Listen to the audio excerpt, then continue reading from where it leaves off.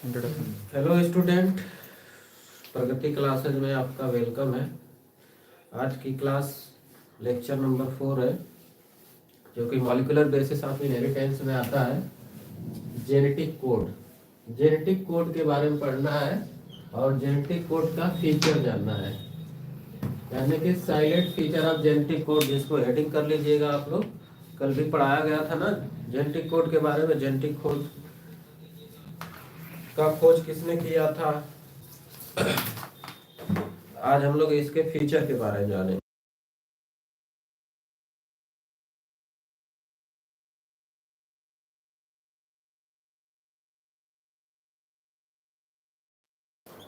हिंदी में इसको कोड ही बोला जाता है। कोड को, जो जेनेटिक होता है वो 64 प्रकार का होता है, जिसको 20 एमिनो एसिड कोड करते हैं। तो तुम लोगों को लिखना है कि जेनेटिक कोड इज यूनिवर्सल। इसका फीचर ये होता है कि जेनेटिक कोड किसे कहते हैं। तो पहला फीचर होता है इसका कि जेनेटिक कोड इज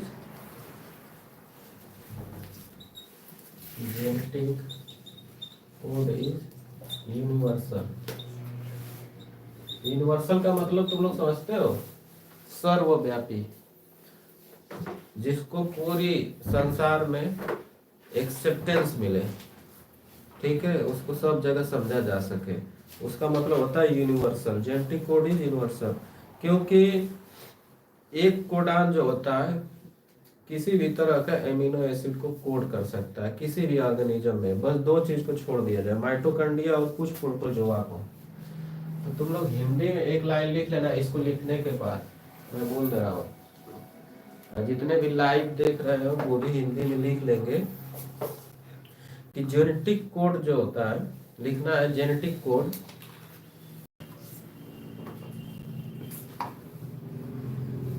सभी जीवों में, जेनेटिक कोड सभी जीवों में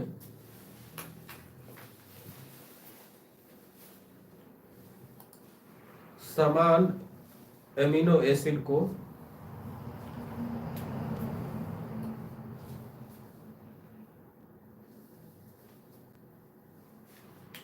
रीड करते हैं तथा उसे कोड करने का कार्य करते हैं। बस किसको छोड़कर एमिनो एसिड नहीं कोड करता है? Except mitochondria. Mitochondria and few protozoans.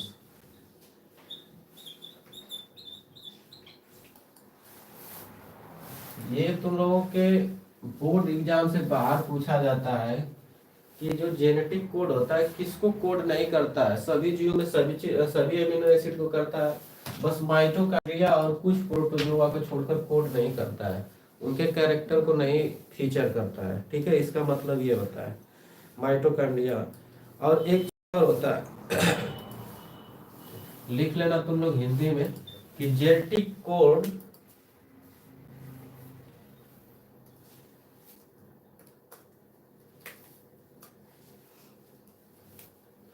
Genetic code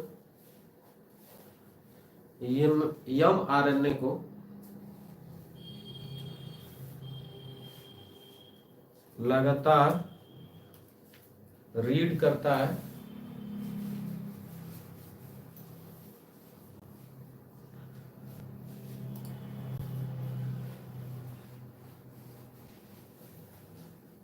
और नेक्स्ट लाइन लिख लेना तुम लोग दूसरी लाइन से, जेनेटिक कोड ट्रिपलेट होते हैं। ट्रिपलेट ऐसे, यानी हिंदी में तुम लोग लिख और इंग्लिश में भी लिख सकते हो, genetic code is triplet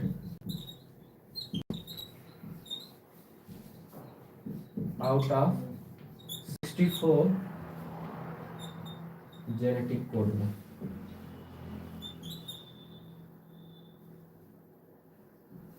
64 genetic code होते हैं, यानी आनुवांशिक कोड पूरा हम लोगों के शरीर में 64 जेनेटिक कोड होते हैं जो कि ट्रिपलेट होते हैं। ट्रिपलेट मतलब होता है जैसे कि AUG हो जाना, GUG हो जाना, ठीक है, इस तरीके से कोडान होता है। ये ट्रिपलेट होता है, 1 2 3। ये जानते हो क्या हो? नाइट्रोजनस बेस है, एडेनिन, यूरासिल, गुआनिन। तो ये 3 नाइट्रोजनस बेस मिलकर एक कोडान बनता है, ठीक है। पूरे शरीर में कितना जेनेटिक कोड होता है? 64 होता है, ठीक है। जिसमें से यहाँ पे लिखना था आउट ऑफ 64 जेनेटिक कोड। 64 में से सभी जेनेटिक कोड क्या होते हैं? ट्रिपलेट होते हैं। ट्रिपलेट का मतलब उसके अंदर 3 नाइट्रोजनस बेस पाया जाना, जिसमें से कहा जाता है एक लाइन और 61 genetic code is genetic code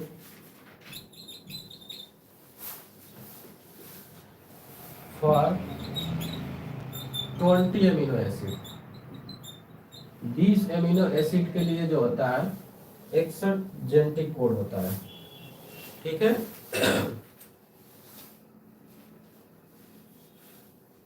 और इसमें से 61 में से यानी 64 में से 61 जो होता है 20 एमिनो एसिड को रीड करता है, और 3 जेनेटिक कोड जो होते हैं ये किसी भी एमिनो एसिड को रीड ही नहीं करता है। जैसे कि कौन से जेनेटिक कोड होते हैं तो उसको लिखना पड़ेगा 3 जेनेटिक कोड। जैसे कि एक होता है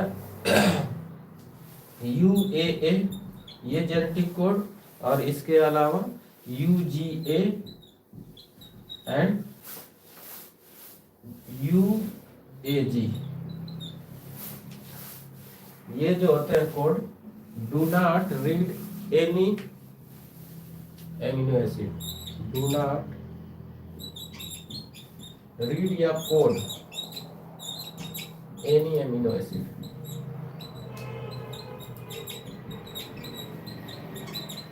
याद रखना तुम लोग, 20 एमिनो एसिड को कोड कौन करता है? 61 amino genetic code. 3 genetic code जो होता है UAA और UGA और UAG, ये जो होते हैं किसी भी एमिनो एसिड को कोड ही नहीं करते हैं, ठीक है। किसी भी एमिनो एसिड को कोड नहीं करते हैं, ठीक है। तो इस चीज को तुम लोग लिख लेना, वेरी इंपॉर्टेंट है।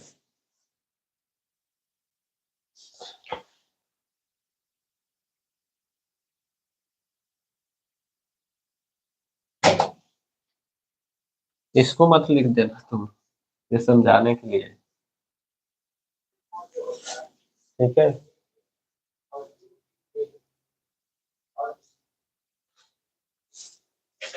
एक एक एमिनो एसिड एग्जांपल देना, AUG करके। AUG, AUG का डुअल फंक्शन ये हो गया ना, क्या दे लाजू? AUG का AUG is dual function. Dual function का मतलब क्या होता है? जिसके 2 कार्य हो, ठीक है। तो आइए जानते हैं, एक जेनेटिक कोड है AUG, इसका क्या कार्य होता है? तो पहला कार्य होता है AUG का code for methionine amino acid. पहला कार्य होता है code for methionine amino acid.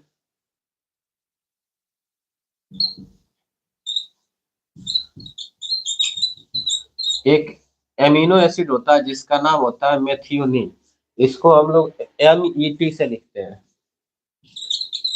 MET से लिखते हैं मेथियोनिन। ये एमिनो एसिड को कोड करता है AUG,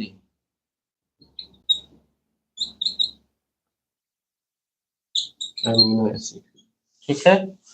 इसके अलावा दूसरा इसका कार्य है AUG का कि it is also act as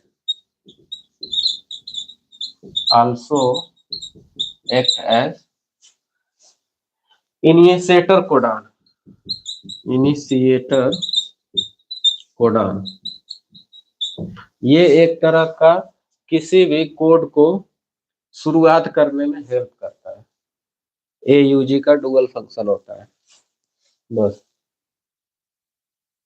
इसके बाद नेक्स्ट हेडिंग करना तुम लोग म्यूटेशन। ठीक है, अगर अच्छा लगे वीडियो तो कमेंट करते रहिएगा आप लोग, जो भी लाइव देख रहा है।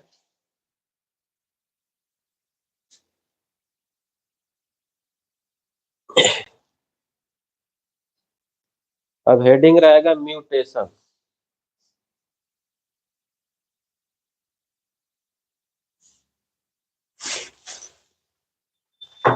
ये सब इतनी जानकारी थी जेनेटिक कोड के बारे में।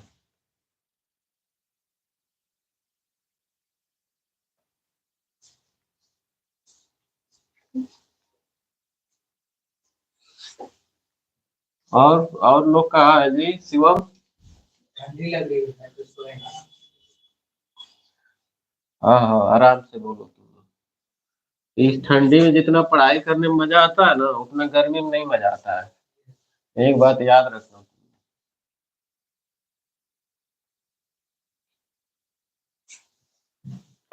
चलो नेक्स्ट हेडिंग करते हैं म्यूटेशन। म्यूटेशन के बारे में एक बार तुम लोगों को बताया थे, याद है शिवम? यस। क्या होता है म्यूटेशन? उत्परिवर्तन इसको हिंदी में बोला जाता है। उत्परिवर्तन। और म्यूटेशन शब्द किसने दिया था, कुछ याद है? Term was given by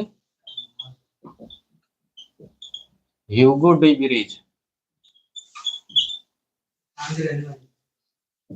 Holland के रहने वाले थे। ठीक है, ह्यूगो डी ब्रिज हॉलैंड के रहने वाले थे।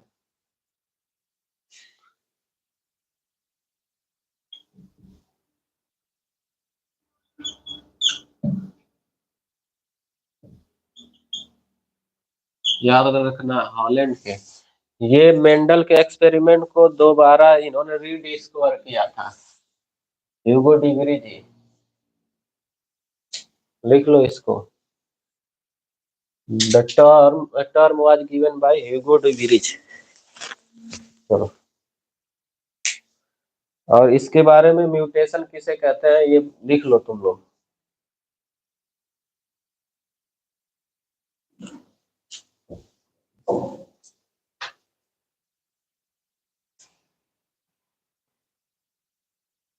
लिख लो हिंदी में म्यूटेशन के बारे में। आनुवांशिक पदार्थ में अचानक परिवर्तन आ जाना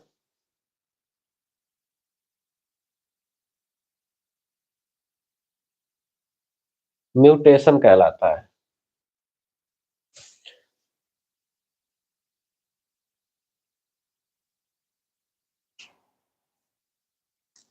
ठीक है, अब जेनेटिक मटेरियल में परिवर्तन आ जाना है, जैसे कि अब जेनेटिक मटेरियल हमारा क्या है, तुम लोगों को बताया था ना, याद है कुछ?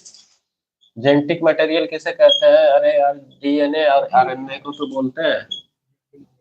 हाँ, इसके अंदर कोई परिवर्तन आ जाए।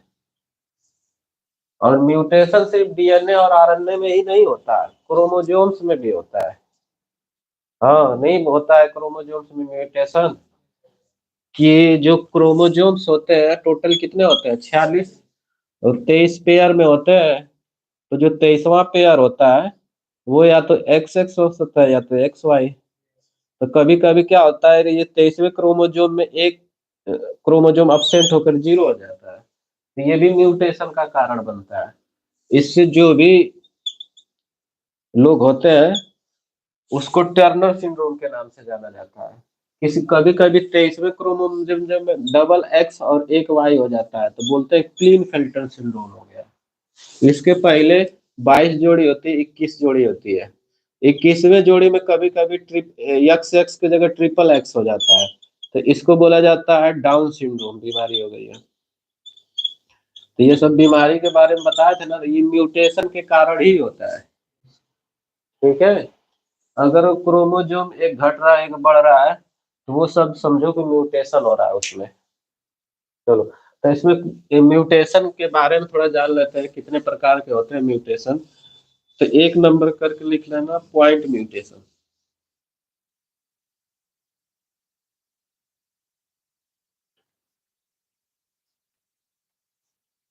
म्यूटेशन जो होता है,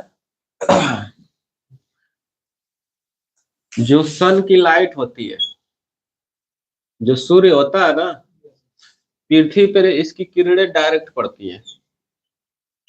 तो ये पृथ्वी के सतह पे हम इंसान और जानवर रहते हैं, और पृथ्वी के सभी जो जीव जंतु हैं और पेड़ पौधे हैं, इसके सतह पे होते हैं। यानी कोई भी पेड़ है और इंसान भी है तो इसी पे है, सतह पे ओनली हम लोग रहते हैं। बीच में कैसे रहोगे यार? बीच में कोर है इसका, यहाँ पे कोई नहीं रहता, यहाँ पे बहुत ज्यादा गर्मी होती है। ठीक है, 8,000 डिग्री टेम्परेचर है यहाँ का। तो कुछ साइंटिस्ट पागलपंती के कारण क्या करते हैं, यहाँ से छेद करके इस पार आना चाहते हैं। तो जो भी मशीन ड्रिल करते आती है ना, यहीं पे पिघल जाती है इसके आसपास। आज तक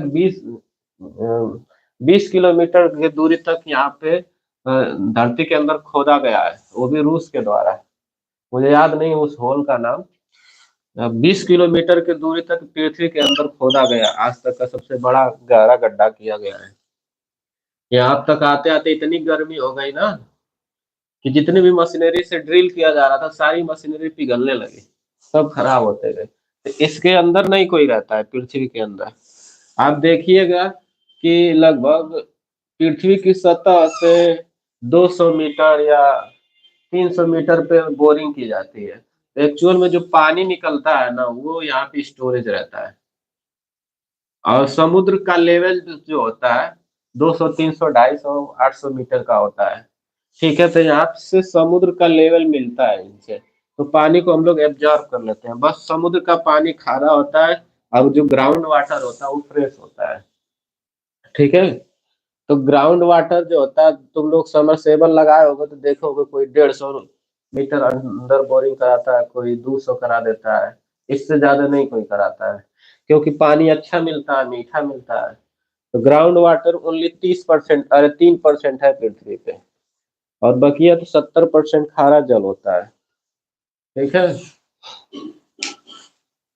तो हम लोग पृथ्वी की सतह पे रहते हैं ना, तो डायरेक्ट सन की लाइट पड़ती है इंसानों पे। तो सन की लाइट को बोला जाता है अल्ट्रा वायलेट रे, यूवी रे। यूवी रे का नाम सुने होंगे तुम लोग। जब सूर्य की प्रकाश की किरणें डायरेक्ट पड़ती है ना पृथ्वी पे, तो ये हमारे जेनेटिक कोड पे आकर बहुत प्रभाव डालता है। यानी कि जेनेटिक मटेरियल पर बहुत प्रभाव डालता है। हम लोगों के डीएनए में जो जीन वगैरह होता है उसको चेंज कर देता है। ठीक है, तो इस अल्ट्रावायलेट को रोकने और छानने के लिए पृथ्वी की सतह से 20 से 25 किलोमीटर के दूर पे एक ओजोन लेयर पाई जाती है। और ओजोन लेयर क्या करती है, जितने भी प्रकाश की किरणें होती है उसको रिफ्लेक्ट कर देती है। जो भी जो खतरनाक यूवी रे है उसको वापस कर देगा, इधर उधर कर देगा। और कुछ जो लाइट होगी जो छन कर आएगी, वो हम लोगों के पृथ्वी की सतह पर पड़ती है, तो उससे हम लोगों को कोई दिक्कत नहीं होती है। ठीक है, तुम कलम मत खाओ, घर से खाना वाना खा कर आओ, नहीं तो यहाँ से भेजिए एक ठो खा लो। ठीक है, this is the bad habit. फिर हाथ लगा रहा है। ऐसे तुम्हारा शादी होगा, तिलक उलक चढ़ेगा, तो तुम वहां पर रखी गई ये सब वस्तु खाने लगोगे। हैं? ठीक है, ऐसा मत करो तुम। तिलक पर अच्छा चढ़ेगा ना, तो वहां पे धुआं धुआं करने के लिए दीप उप रखा रहेगा, कुछ भी रखा रहेगा, मिठाई चढ़ेगा, पैसा चढ़ेगा, तो उसको खा सकता है इसे लेके। ठीक है, तो ऐसा आदत मत बनाओ चला है। ये इसको हम जब देखते हैं पढ़ने आता तब कलम लेकर ऐसे करता है। और उसका कलम, दोनों कलम देख लीजिए पीछे का क्या हाल किया है। ठीक है, और ऐसे बेवजह आशा मत करो, सीरियस बनो। 12वीं क्लास में पढ़ रहे हो और तुम बुद्धि। अगली क्लास के तुम फेल हो क्या जी 12 में? आएगा आएगा। अच्छा तो ठीक है। तो म्यूटेशन जो होता है सनलाइट की अल्ट्रावायलेट रे के कारण भी हो सकता है। ठीक। तो हम लोगों को जानना है कि म्यूटेशन कितने प्रकार से होता है। तो एक होता है पॉइंट म्यूटेशन। हेडिंग कर लेना तुम लोग, point mutation 1 number.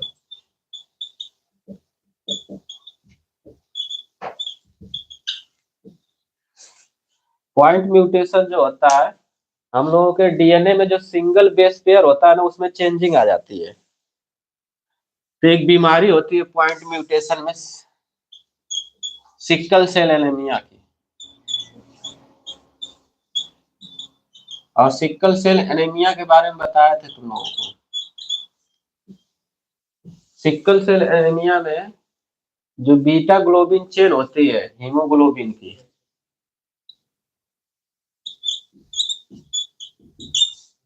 Beta globin chain, ये कहाँ पाई जाती है बीटा ग्लोबिन चेन? तो हम लोगों को हीमोग्लोबिन में पाई जाती है, एचबी में। इसके अंदर क्या होता है ग्लोबिन बीटा ग्लोबिन चेन में, कि एमिनो एसिड का जो ग्लूटामिक वैलिन होता है, वहां पे ग्लूटामिक एसिड आ जाता है।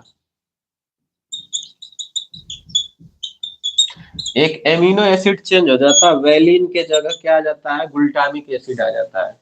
इसी के कारण जो होता है सिकल सेल एनीमिया बीमारी होती है, उसमें क्या होता है जो हम लोगों का आरबीसी होता है, रेड ब्लड सेल्स, ये ओवल शेप का होता है, ऐसे ओवल शेप। ठीक है। तो यहाँ पे वैलिन के जगह ग्लूटामिक एसिड एमिनो एसिड आ जाता है, ग्लूटामिक एमिनो एसिड। तो आरबीसी का जो शेप होता है ओवल से सिकल शेप हो जाता है इस तरीके से, जिसके कारण ऑक्सीजन की बाइंडिंग नहीं हो पाती है। तो इसी को बोला जाता है पॉइंट म्यूटेशन हो गया है। यानी कि आरबीसी में जो हीमोग्लोबिन के अंदर बीटा ग्लोबिन चेन है, बीटा ग्लोबिन चेन है, इसमें वैलिन की जगह क्या आ जाता है glutamic acid amino acid present हो जाता है। ठीक है। इसलिए यहाँ पे सिकल सेल एनीमिया आ जाता है। तुम लोग लिख लो एक लाइन पॉइंट म्यूटेशन में लिखना है, यह म्यूटेशन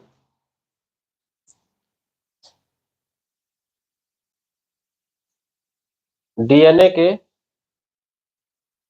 एक सिंगल बेस पेयर में होता है।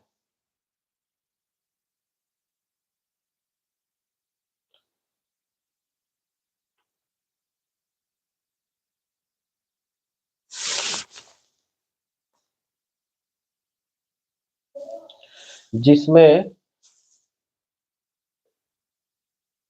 एक बेस पेयर के जगह दूसरा बेस पेयर का आ जाना पॉइंट म्यूटेशन कहलाता है। जिसमें एक बेस पेयर की जगह दूसरा बेस पेयर आ जाना पॉइंट म्यूटेशन कहलाता है। एग्जाम्पल लिख लेना सिकल सेल एनीमिया।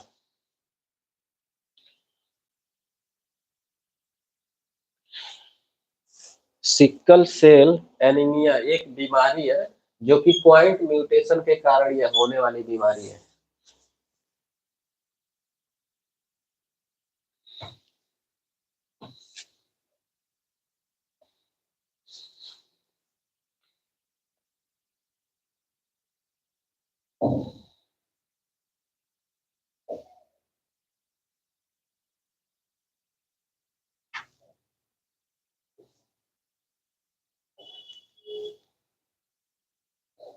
ठीक है। अब तुम लोग लिखना सिकल सेल एनीमिया के आगे एक लाइन लिखना है, आरबीसी के अंदर उपस्थित हीमोग्लोबिन, आरबीसी के अंदर उपस्थित हीमोग्लोबिन की बीटा ग्लोबिन चेन के अंदर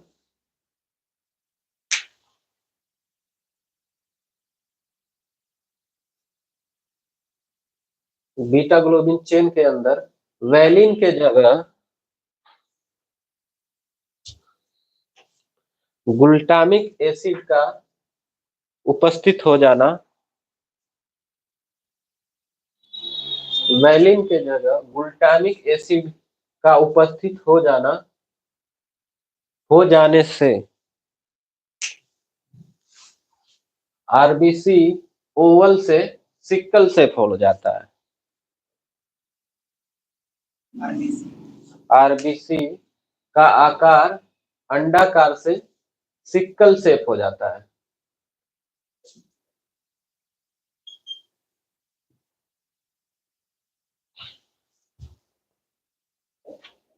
अंडाकार बोलो या ओवल शेप बोलो, अंडाकार से सिक्कल शेप का हो जाता है, जिसके कारण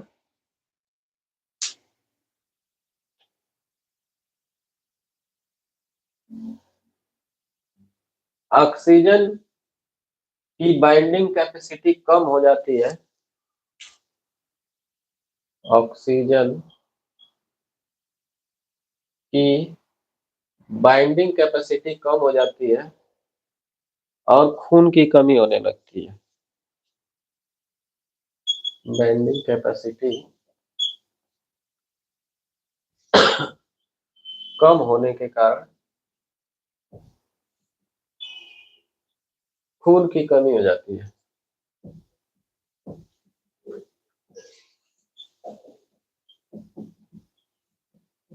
खून की कमी हो जाती है, ठीक है।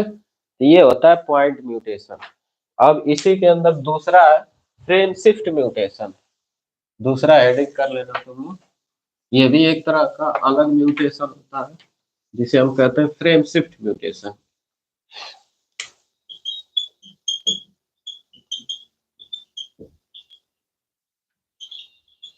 Frame shift mutation, frame shift mutation जो होता है यह एक तरह का, यह फ्रेम म्यूटेशन दो प्रकार का होता है। एक जो होता है इंसर्शन होता है, इंसर्शन, और एक होता है डिलीशन। इंसर्शन और डिलीशन का मतलब ये होता है जो डीएनए के बेस पेयर होते हैं, ठीक है, जो डीएनए के बेस पेयर होते हैं, जैसे कि ए T C G A T G सी, इस तरह का जो बेस पेयर होता है, इंसर्शन का मतलब होता है इसके जगह कोई दूसरा आकर बेस पेयर आकर जुड़ जाना इसके साथ। मान लो कि ये बेस पेयर है कोई, ठीक है, इसके अंदर एक इंसर्शन हो जाना, एक दूसरा बेस पेयर आकर। जैसे कि यहाँ पे एडेनिन है तो एडेनिन है, थायमिन है तो थायमिन है। अब यहाँ पे साइटोसिन है तो अब गुआनिन की जगह फिर से एक साइटोसिन आकर जुड़ जाना, ठीक है, ये इंसर्शन कहलाता है। और ये सब वैसा ही रहना, ठीक है। ये इंसर्शन। और डिलीशन का मतलब है कि यही सेम चीज है, D A T C G A T G C. अब डिलीशन का मतलब होता है इसमें से कोई नाइट्रोजनस बेस हट जाना यहाँ से, ठीक है। शिवम इधर देखो, मान लो कि ये सेम चीज है, एग्जाम्पल के तौर पे डीएनए का बेस पेयर है। इस बेस पेयर में इंसर्शन का मतलब होता है कि ऐड हो जाना, जुड़ना, और इसका डिलीशन का मतलब होता है हटना। यहाँ पे ये जो बेस पेयर है इसमें एमिनो, अरे बेस पेयर के अंदर एडेनिन और थायामिन और साइटोसिन आना चाहिए था, गुआनिन पर आ गया साइटोसिन, तो इसका मतलब इंसर्शन हो गया, इसमें जुड़ गया है कोई दूसरा। और डिलीशन का मतलब होता है यहाँ से कोई एमिनो एसिड का हट जाना। जैसे ए एडेनिन है, थायामिन है, यहाँ से साइटोसिन हटकर जी रहेगा ये, और ए रहेगा ये, टी जी सी ये सब रहेगा, पर यहाँ पे साइटोसिन नहीं रहेगा, तो इसका मतलब होता है डिलीशन हो गया है, यहाँ से कोई नाइट्रोजनस बेस हट गया है, ठीक है। तो इसको ऐसे ही तुम लोग उतार लो।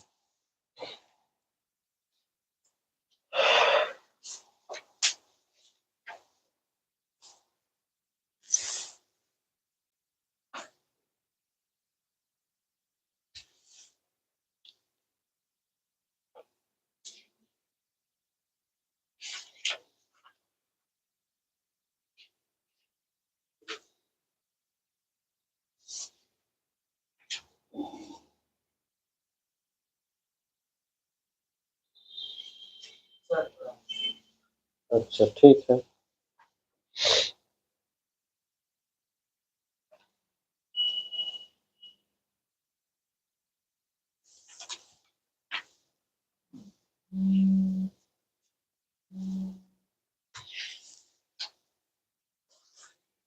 हेलो। हाँ, अभी तो बता नहीं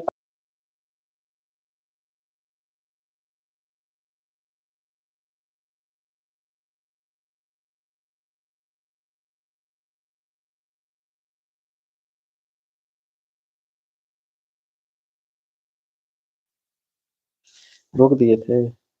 ठीक, ठीक ठीक, रहने दो।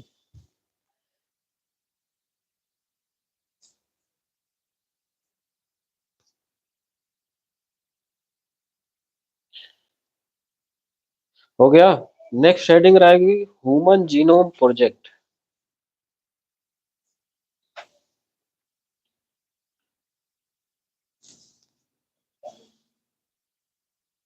इंसर्शन का मतलब तुम लोग समझे हो कि नहीं, कि एक नाइट्रोजनस बेस पेयर होता है जिसमें नाइट्रोजनस बेस पेयर सेम होने चाहिए, उसमें एक एक्स्ट्रा एक नाइट्रो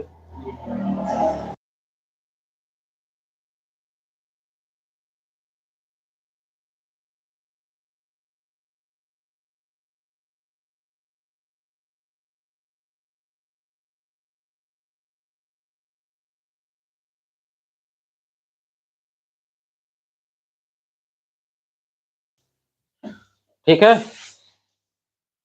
बंद करिए बंद।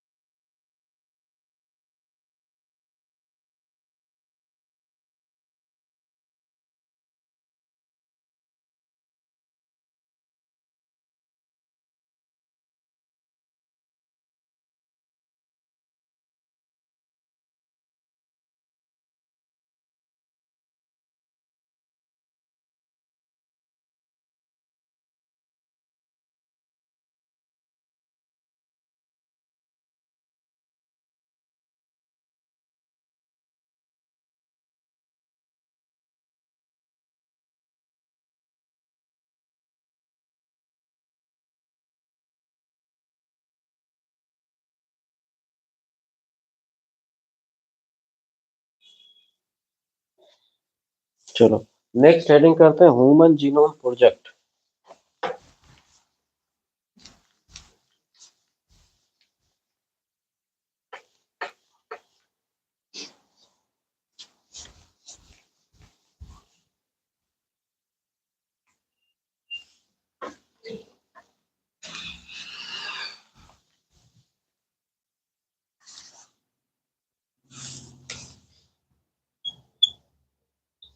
ह्यूमन जीनोम प्रोजेक्ट ये दुनिया का सबसे बड़ा प्रोजेक्ट है आज तक का साइंस में। तो लोगों को बताते हैं कि जो हम लोग आजकल आधार यूज करते हैं ना, ये आधार जो होता है हम लोगों के बॉडी का सीक्वेंसिंग है, डीएनए का। उसमें हम लोगों का जीन ऐड हो गया है, आइरिस का और फिंगर्स का। ठीक है, हम लोगों के फिंगर्स के बीच में सर्किल होता है, वो सर्किल सबका एक समान नहीं होता है, वो सबका अलग अलग होता है। तो इसी प्रोजेक्ट के आधार जो आधार बना है ना, इसमें हम लोग का ह्यूमन जीनोम प्रोजेक्ट को किया गया कार्य है। ये 13 साल का प्रोजेक्ट था। 1990 में शुरू किया गया और 2003 में कंप्लीट हुआ, जिसमें हर व्यक्ति का डीएनए को सीक्वेंसिंग किया गया।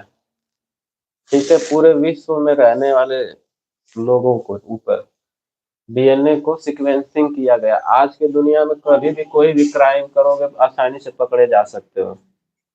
ठीक है, एक भी निशान मिल गया तुम्हारे हत्या करने वाले लोगों से रिलेशन। ठीक है, जैसे नहीं कहते हैं कि मेडिकल करवा लो, तुम ही क्राइम किए हो कि नहीं, तो पकड़ा जाओगे, तुम ही क्राइम किए रहोगे, तो तुम कितना भी सफाई से करके जाओ। यहाँ पे मान लो शिवम है, इसका जान मार के चला गया। ठीक है, अब किस तरह से मारा है वह सीन पहले क्रिएट किया जाएगा।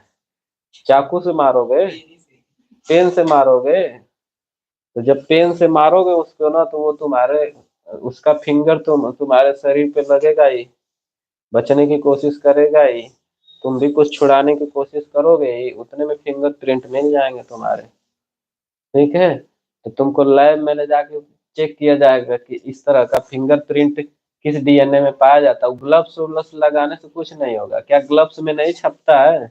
जला देंगे। जला दोगे तो बहुत बड़ा एक क्रिमिनल बनेगा लग रहा है।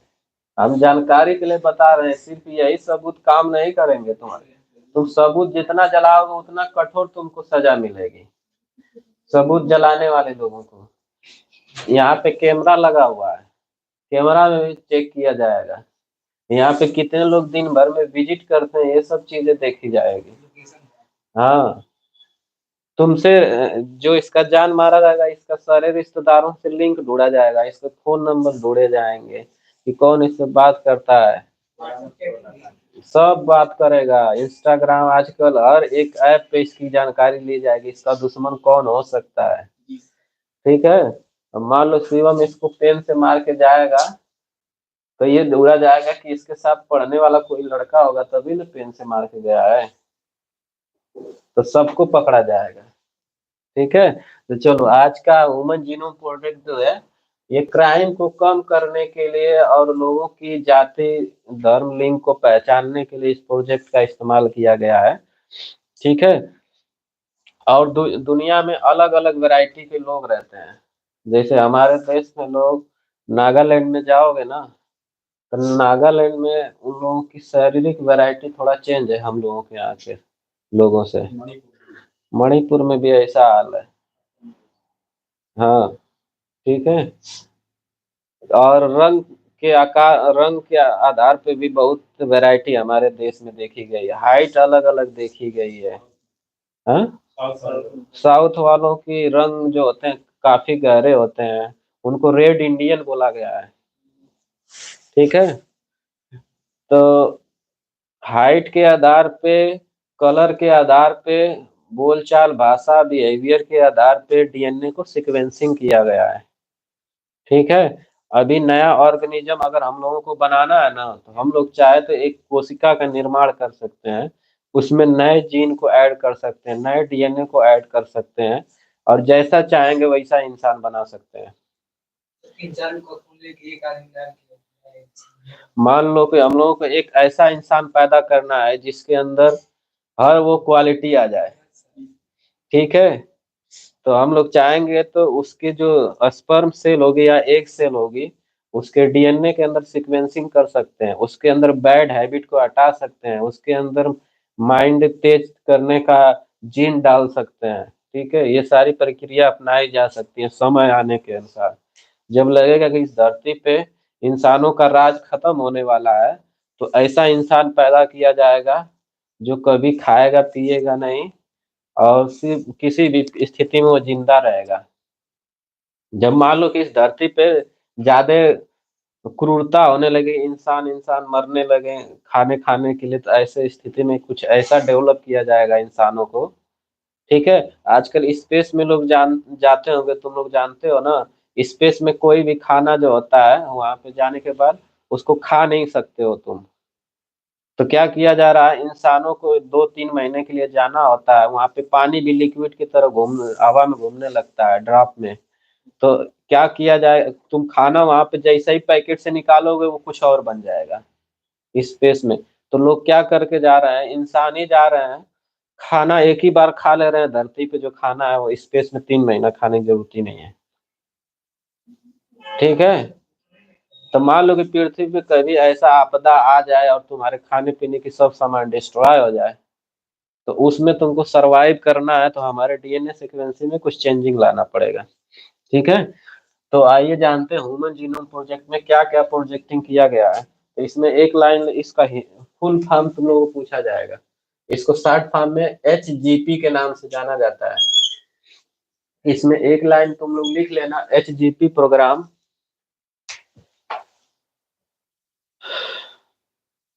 HGP प्रोग्राम मनुष्य का आनुवांशिकी का 13 साल का सबसे बड़ा मेगा प्रोजेक्ट है। लिख लो जी सन्नी, कॉपी कलम नहीं लाया।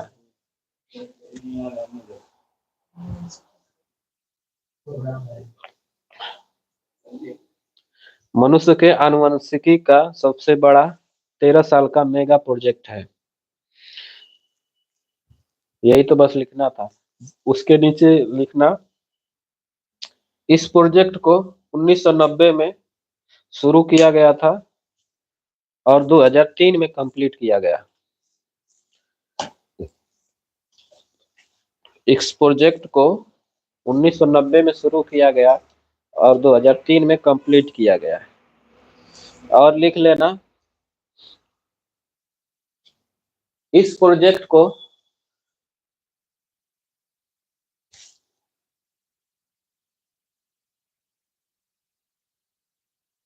पूरा करने के लिए यूएस डिपार्टमेंट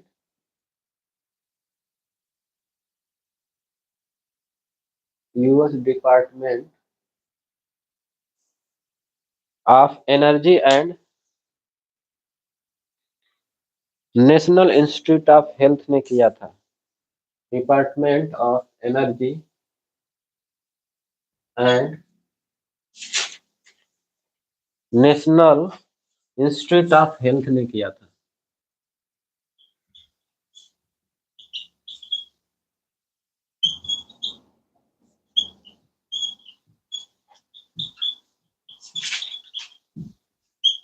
ये पूछा जाता है तुम लोगों के बोर्ड के एग्जाम में, ह्यूमन जीनोम प्रोजेक्ट किस डिपार्टमेंट द्वारा पूरा किया गया था? तो US department of energy and national institute of health द्वारा। ठीक है, ये 13 साल का मेगा प्रोजेक्ट था सिर्फ ह्यूमन जीनोम को सिक्वेंसिंग के लिए। ठीक है, इसको कंप्लीट करने के लिए 2 फैक्टर है। तो हेडिंग रहेगा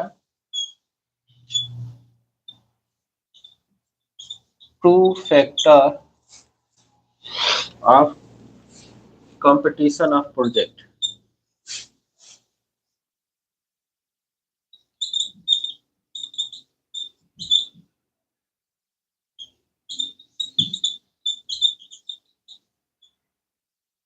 इस प्रोजेक्ट को कंप्लीट करने के लिए 2 कारक है। ठीक है, सबसे पहला कारक ये है कि डीएनए के सीक्वेंस को आसान करना।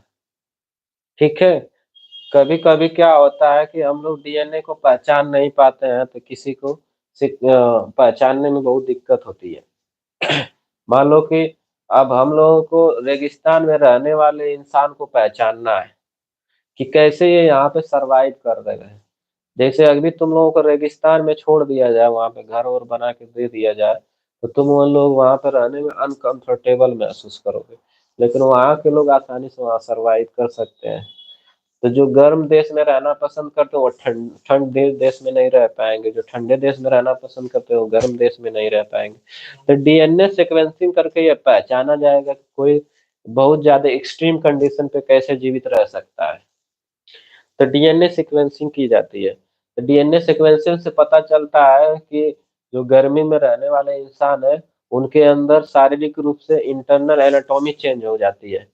अगर तुमको गर्मी में सरवाइव करना है तो तुम्हारे शरीर यानी स्किन की जो भित्ति होती है वो ज्यादा से ज्यादा पतली होनी चाहिए, ताकि जब भी तुम्हारे ऊपर सनलाइट पड़े ना तो तुम्हारे शरीर का जो पानी है जल्दी से शरीर से बाहर आ जाए, ताकि तुम्हारा शरीर जो है जल्दी ठंडा हो जाए।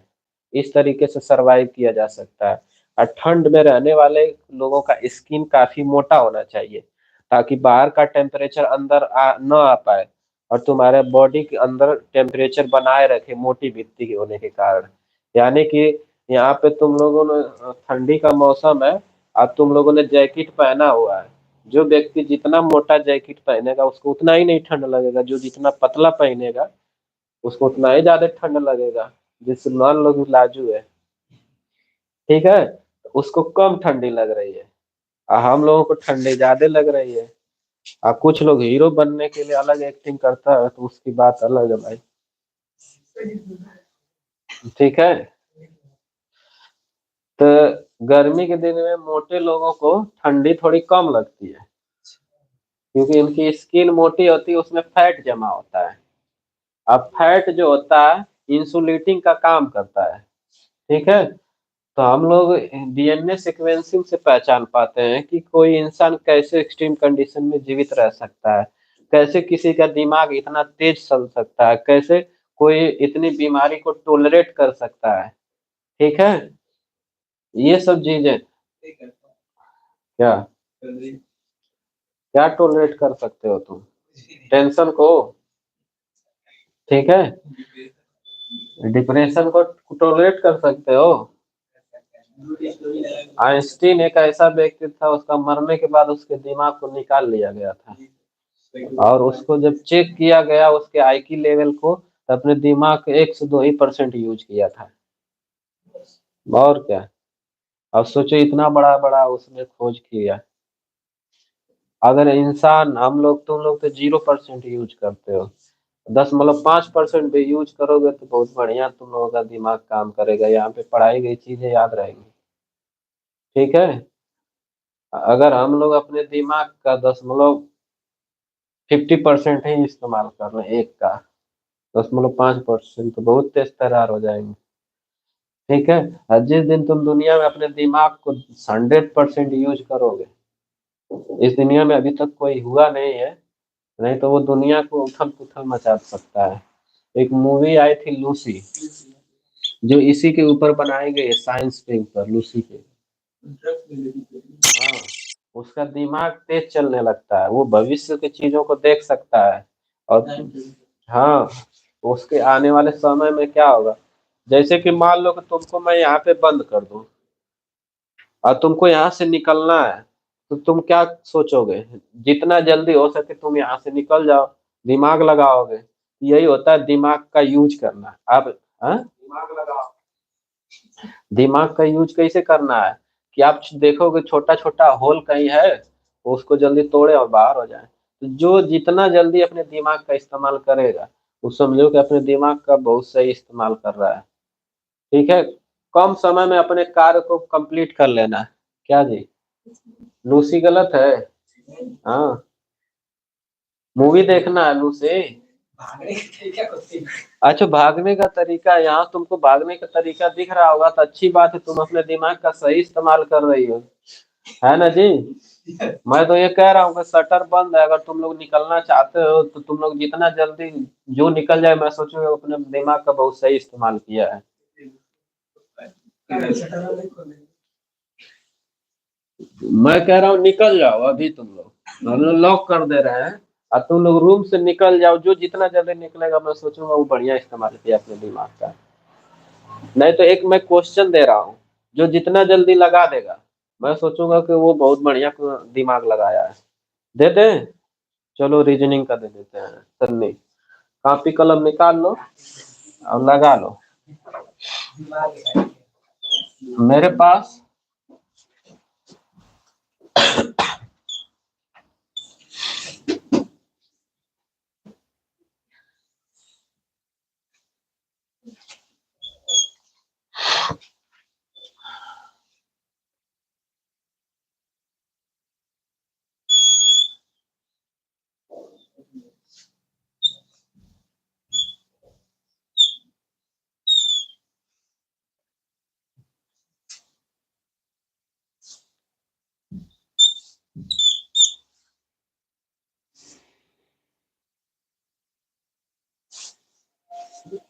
ऐसा सवाल तुम लोगों ने कभी देखा है यहाँ पे मैं क्वेश्चन मार्क लगाऊंगा।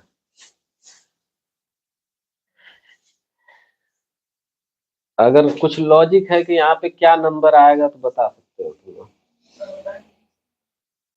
लॉजिक बताना पड़ेगा अगर आंसर बता रहे हो तो।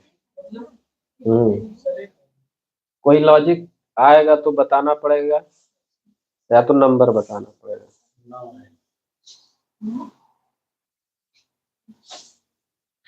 बताइए। हाँ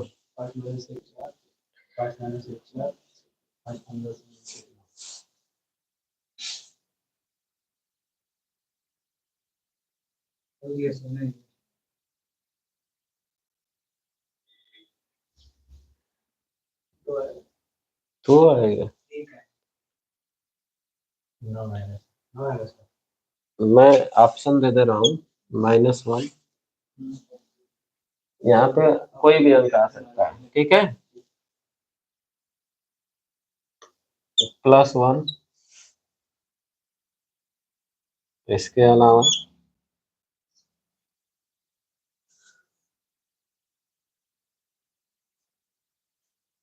2 ऑप्शन हुआ।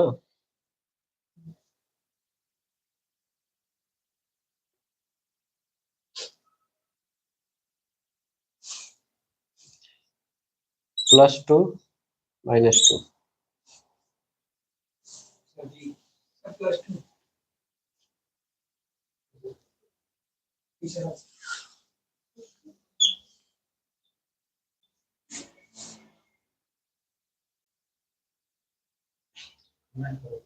नौ तो आएगा नहीं। सर कौन आएगा नहीं बता नहीं। +2 आएगा सर। हाँ +2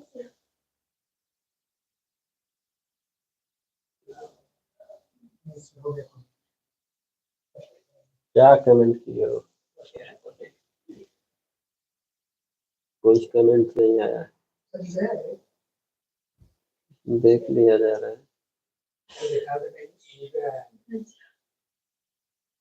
कौन लाया है जी? +1 +2।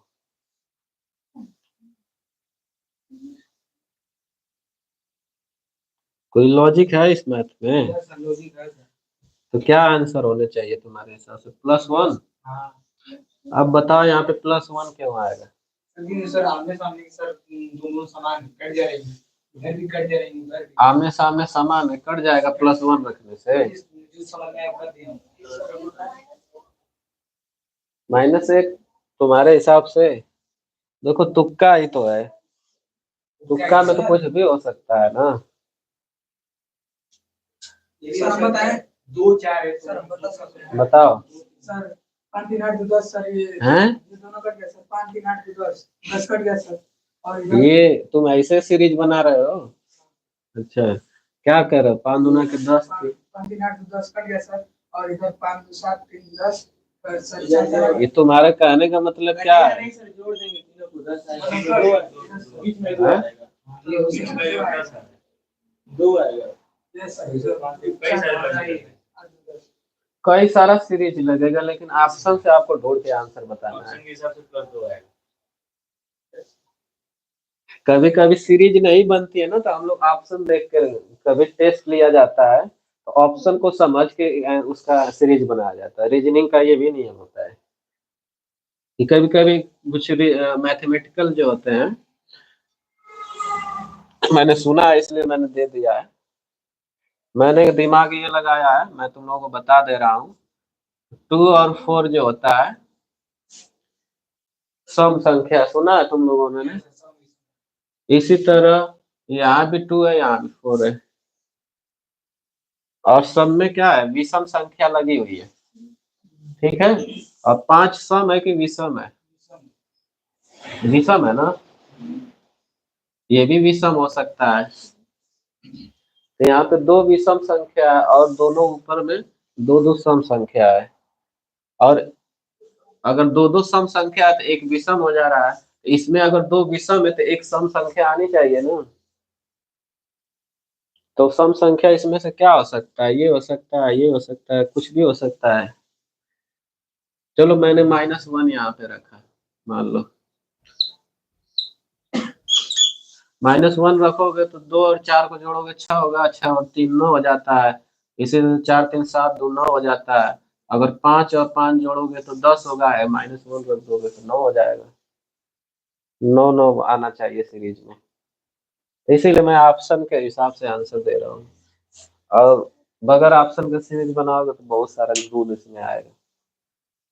मान लो लाजू सही है, तुम यही लॉजिक लगाई थी? हाँ, यही लॉजिक था कि कुछ और लॉजिक था -1 कहने से? टू रखोगे तो क्या सीरीज बनेगी वही बता दो। ऐसे मतलब तीनों का एक 10 आएगा, 2 रखने का। 5 3 8 2 10, 5 3 8 2 10, अच्छा, 4 8 2 10। हाँ ये भी हो सकता है। और एक बन सकता है, साइड साइड का जोड़ के एक माइनस कर दीजिए, साइड साइड का जोड़ के एक माइनस कर दीजिए, साइड साइड का जोड़ के माइनस कर दीजिए। 9 ऑप्शन यही है। हाँ वही वाली बात है। चलिए सही, आप लोगों ने दिमाग लगाया, लेकिन ये 100% आपने दिमाग का इस्तेमाल नहीं किया है। ठीक है, इसको आइंस्टाइन बना दीजिए। आइंस्टाइन बनोगे? चलो, तुम सिर्फ अमन नाम है ना तुम्हारा, एक क्वेश्चन का जवाब दो। मान लो कि ये गोला है, इस गोला को तुमको एंगल निकालना है, यानी कि कोण। किसी गोले का कोण कितना होता है बताओ, अपने दिमाग का इस्तेमाल अमन सिर्फ करेगा। किसी गोल सर्किल का कितना एंगल होता है? तो तुम मैथ लगा रहे हो? कमेंट मारो।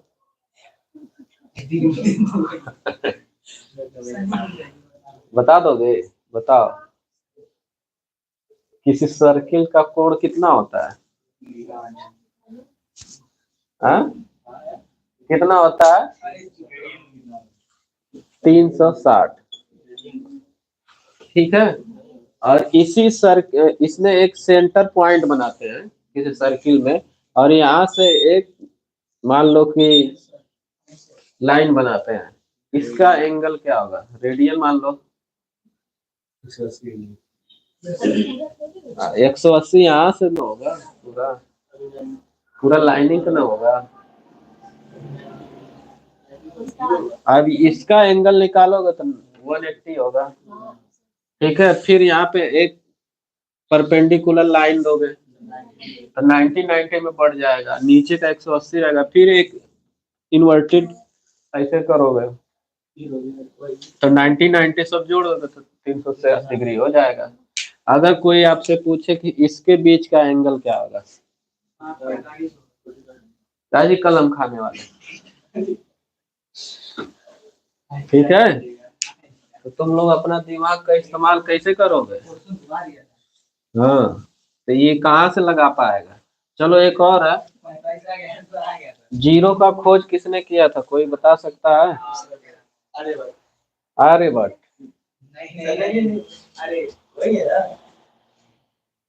यानी तुम लोग अपने दिमाग का एकदम इस्तेमाल करना बंद कर दिए। आर्यभट्ट कहाँ का रहने वाला था? भारत में किस राज्य का? गलत जवाब, बिहार का रहने वाला था आर्यभट्ट। ठीक है, जीरो का खोज उसने किया था, और उसके ऊपर गाना भी बना है, जब जीरो दिया भारत ने तब दुनिया को गिनती आई, तब पृथ्वी से सूर्य और चांद की दूरी को गिनना आसान हुआ। ठीक है, जब तक जीरो नहीं लगेगा तब तक। अच्छा, नेचुरल नंबर का नाम सुने हो तुम लोग? प्राकृतिक नंबर कौन कौन से होते हैं? प्राकृतिक नंबर 1 से 9, गलत जवाब। 0 से 9 होता है प्राकृतिक नंबर। पूर्ण संख्या। अच्छा, 0 से लेकर पूर्ण संख्या रहती है। 0 से 9 जो होता है एक प्राकृतिक संख्या ना? प्राकृतिक संख्या 1 से लेकर इनफाइनाइट तक। अच्छा, 1 से लेके इनफाइनाइट पूर्ण संख्या हम लोग बोलते हैं। पूर्ण संख्या 0 से लेकर 0 से 9 इनफाइनाइट। नहीं, आपने बोला ना नेचुरल नंबर, अगर बात किया जाए प्राकृतिक संख्या। नेचुरल नंबर क्या होगा? 1 से लेकर इनफाइनाइट तक। अच्छा होल नंबर हो जाएगा 0 से लेके इनफाइनाइट। अच्छा, होल नंबर हो जाएगा 0 से लेके इनफाइनाइट। अब प्राकृतिक जो होते हैं हम लोग नेचुरल नंबर बोलते से लेके इनफाइनाइट। हैं। अच्छा, हम लोगों को तो लग रहा है गलत पढ़ लिया है। क्या जी? देखिएगा मुझे तो पता है। नहीं, हमको लगा था नेचुरल नंबर 0 से लेकर 9 तक होता है। 0 से 9 तक नहीं होता है। हाँ, 0 से 9 तक के नंबर से हम लोग नंबर बनाते हैं। एक बार सर्च कर लीजिए तो नेचुरल नंबर को। हाँ सही है, 0 से 9। सर जी गलत नहीं है। यार कर सकते हो सर्च कभी कभी। मुझको भी यही मालूम था, आज पता चल गया कि मार दिए क्या सर्च? बहुत पहले का।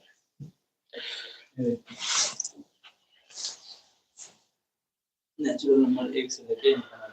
ओ माय गॉड, ठीक है। 0 से लेके इनफाइनाइट तक कौन है? वही लिखो ले रहा है। चलो इसका गोल थोड़ा सा लिख लेते हैं। 2 ठो गोल था इसको कंप्लीट करने के लिए। पहला गोल था माने कारक था कि ह्यूमन जीनोम प्रोजेक्ट को किस कारण से इसको इतना वर्षों तक खोज किया गया था। पहला कारक तुम लोग लिख लो हिंदी में। लिखना है मनुष्य का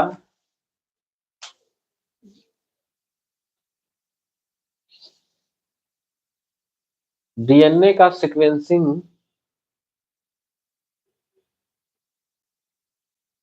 करके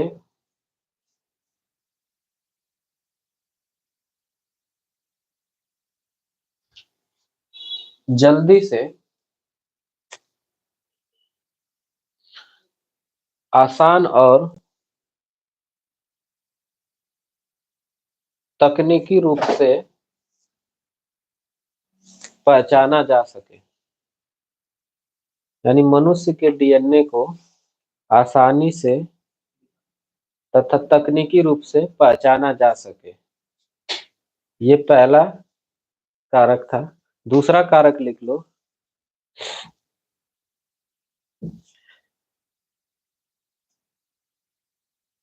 मनुष्य के डीएनए सीक्वेंस को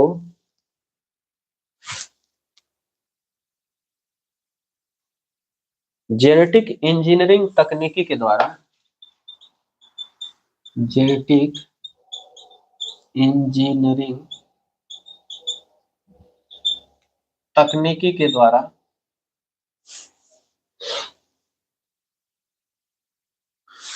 तकनीकी के द्वारा आइसोलेट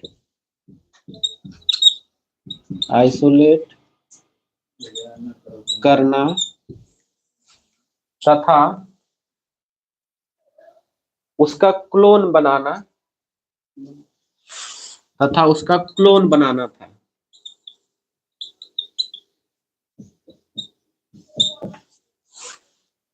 ठीक है, जेनेटिक इंजीनियरिंग के द्वारा हम किसी डीएनए को आइसोलेट कर सकते हैं और उसका चाहे तो जब मर्जी तब क्लोन बना सकते हैं। अगर कोई इंसान आज के समय में मर जा रहा है ना, अगर कोई चाह रहा है कि उसके जैसा इंसान पैदा हो जाए तो बिल्कुल पैदा हो सकता है जेनेटिक इंजीनियरिंग के द्वारा। बस उस इंसान का एक कोशिका यानी उसके डीएनए का सीक्वेंसिंग कर लिया जाए। बिल्कुल, मान लो कि लाजू अपने जैसा मरने के बाद अपने जैसा एकदम हूबहू छोड़ना चाहते हैं यहाँ पे इंसान, तो बिल्कुल हो सकता है, आसान बात है। डीएनए सीक्वेंसिंग के द्वारा, जेनेटिक इंजीनियरिंग द्वारा। अरे इसका 8 डीएनए निकाल लिया जाएगा ना और उसको सीक्वेंसिंग कर दिया जाएगा कि कैसे कैसे बोलती थी, कैसे चलती थी, कैसे हंसती थी, इसका शारीरिक रूप कैसा था, ठीक है, इसका बिहेवियर कैसे था, ये सारा चीज उस डीएनए में रहेगा। फिर उसको किसी कोशिका के अंदर कोडित कर दिया जाएगा। फिर जब न्यू जनरेशन यानी नया बच्चा आएगा उसके अंदर कोड कर दिया जाएगा तो ये बच्चा इसी तरह हो जाएगा। सब और दुनिया में एक जैसा इंसान 7 तो होता है। ठीक है, हाँ जी एकदम सच है। तुम्हारे जैसे बहुत सारे लड़के होंगे ये इंडिया में ही खोज लो, ठीक है। हमारे मोहम्मदाबाद में एक तो है अजय, अरे उसके तरह क्या बोलते हैं, अमिताभ बच्चन की तरह। हाँ जी है। और उनके दुकान का नाम है अमिताभ बच्चन चिकन सेंटर। ठीक है। अभी जाओगे ना तुम लोग थाने से पहले, यानी बाईपास से थोड़ा सा दूरी पे जाओगे तो कार वॉशिंग सेंटर है। उसके थोड़ा सा आगे जाओगे तो बीएन पैथोलॉजी है। बीएन पैथोलॉजी से पहले एक तो लाल पैथोलॉजी करके लैब है। उसी लैब के बगल में अमिताभ चिकन सेंटर खुला हुआ है। और उसको जब देखोगे तुमको लगेगा कि अमिताभ नौजवान अभी अभी हुआ है यहाँ पे, ठीक है। तो अगर तुम लोग मूवी वगैरह में डबल देखते हो ना, डबल सीन उनका, डबल कैरेक्टर, तो वो एक्चुअल में उसी के जैसे आया हुआ एक्टर रहता है, ठीक है। डबल रोल हम लोग जब देखते हैं तो किसी मूवी में, अजय देवगन का भी डबल रोल है, लोग बहुत सारे लोगों का डबल रोल है। वो एआई अलग चीज है, लेकिन रियल में लोग फिल्म इंडस्ट्री में एक ही जैसे लोग होते हैं, उनको रख लिया जाता है डबल रोल करने के लिए, ठीक है। अब एआई द्वारा कितना जनरेट करोगे चीजें, ठीक है। तो ह्यूमन जीनोम प्रोजेक्ट के बारे में एक हेडिंग बना लेना तुम लोग, human genome project are also called mega project.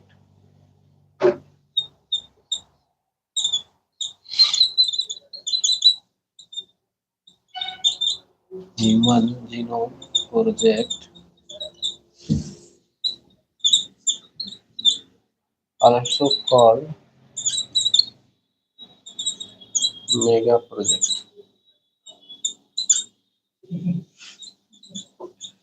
क्यों मेगा प्रोजेक्ट कहा गया ह्यूमन जीनोम प्रोजेक्ट के, इसके ऊपर हेडिंग रहेगी तो इसके बारे में कल लिखवाएंगे, ठीक है सर। चलिए आज का क्लास इतना ही रहेगा। जय हिंद, जय भारत।